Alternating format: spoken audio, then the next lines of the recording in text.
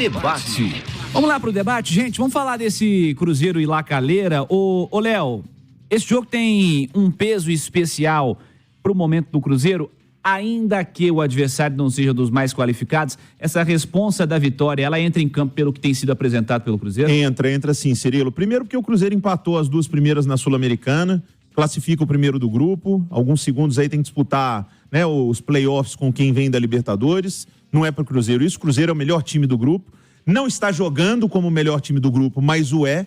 Tem um adversário hoje que é vice-lanterna do campeonato chileno, com todo respeito ao La Calera, mas não dá, né? O time é muito fraco e o Cruzeiro precisa dar uma resposta rápida, né, Cirilo? É muito importante, depois de uma pancada, você conseguir dar uma resposta. O Cruzeiro teve o jogo contra o Alianza em que ele fez metade do serviço, né? Ele havia perdido o título, mas aí vem o jogo com o Alianza em casa, faz 3-0, beleza, só conseguiu tomar um 3-3.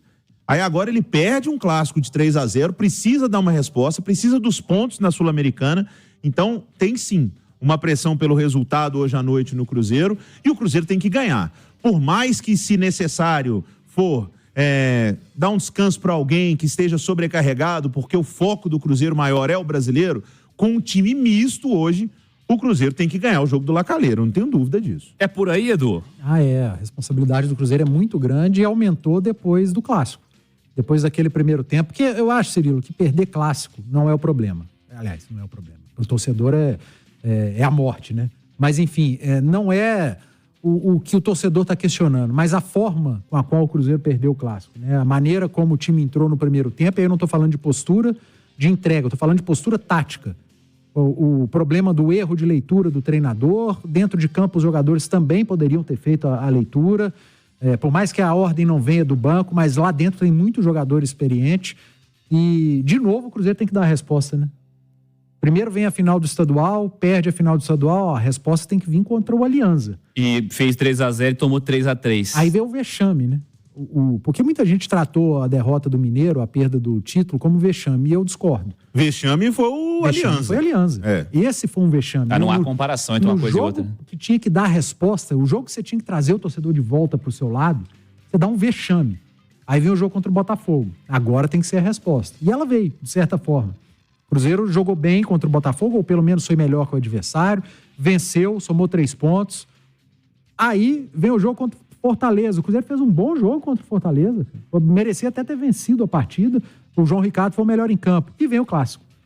Agora vai ter que dar resposta de novo. O Cruzeiro está transformando a temporada em... A cada 2 jogos tem que dar uma resposta para a torcida. Por conta do que vem fazendo dentro de campo. E agora não tem como. Se está sonhando com a possibilidade de avançar na Copa Sul-Americana, a corda já está no pescoço. Não dá mais para tropeçar. E nessa sequência inicial aí do Atlético de invencibilidade, sigo contigo, Edu, o peso desse confronto contra o Peñarol, o peso desse adversário nesse encontro hoje da Arena MRV, esse jogo de hoje às 9 horas da noite. É um adversário tradicional, mas que o Atlético tem que tentar buscar os 3 pontos para abrir 9, né, cara? Você faz 9 pontos no primeiro turno, vamos dizer assim, da fase de grupos da Libertadores, e o Atlético vivenciou o contrário no ano passado. Sabe que é a dificuldade de ter que buscar pontos na reta final da fase de grupos. Não é fácil, mas se chega a 9, o Atlético, até pensando em temporada, em semanas de treino, é importante. Porque ele pode encarar, por exemplo, a última rodada contra o Caracas. Sinceramente, né? Eu sou totalmente contra você jogar com time reserva. Mas a depender do que o Atlético fizer até o jogo contra o Caracas... Tá lá com 12, 15 pontos já. Ele pode aproveitar o último botar jogo. Os reservas. E com reservas ele ainda vai ser melhor. Ele vai ganhar o jogo. Mas é porque time reserva, time reserva é melhor. Mas time reserva não treina, né? Eles não treinam juntos, eles não jogam juntos. Então, por mais que tenham jogadores com qualidade, falta entrosamento, falta jogo, falta conjunto. Isso no futebol é fundamental. Mas com esse planejamento, já imagina, vamos supor, ganha hoje do Peñarol, depois consegue ganhar também fora, aí fica classificado. Já vai pensando. Eu acho que nos próprios treinamentos, o Milito já pode pensar nesse time pro Caracas, entendeu? O pouco tempo que ele tiver, porque o Seabra usou uma expressão que serve pro Atlético também. Pra que os reservas treinam mais do que os titulares, que os titulares praticamente se recuperam no nosso calendário. Então, assim, ele pode pensar no time. Ó, eu vou pensar um time pro Caracas, talvez ele não precise trocar os 11, mas ele troca uns 5, 6 ali. E há uma diferença muito grande de time reserva que não joga quase nunca junto, e time reserva que vez ou outra tá jogando. Vou dar o exemplo. O Cruzeiro do Seabra nos últimos jogos teve 11 titulares. O Milito do Atlético não. Então, vamos supor, contra o Caracas, se ele quiser jogar com o Saravia como ala, ele pode. Se ele quiser colocar o Alisson naquela direita, ele pode, porque já fez isso.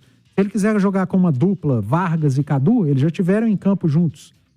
Ele pode ter um time diferente, mas de atletas que já vêm jogando juntos, entrando em alguns jogos. Como todo mundo está participando, todo mundo sabe o que fazer. Não vão sentir, vão saber exatamente a função. Mas aonde eu quero chegar é que o Atlético pode ter, somando pontos, 9 agora, vencendo mais um jogo, até esse jogo contra o Caracas, pode ter a semana que ele não planejou de treino.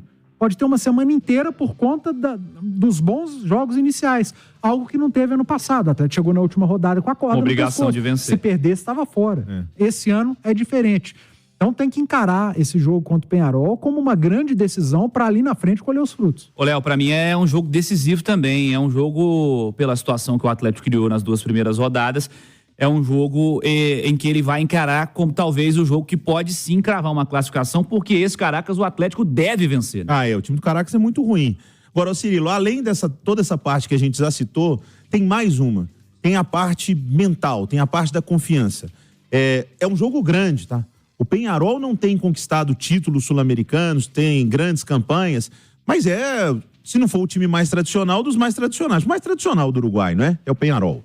Então, sem dúvida. Então, a não ser que você pergunte pro torcedor do Nacional. Exatamente. Mas é um jogo grande, cara. É um jogo de Libertadores. Então, dá moral, deixa a moral lá em cima. E outra, eu acho, e aí um sentimento, você bota medo nos outros, cara.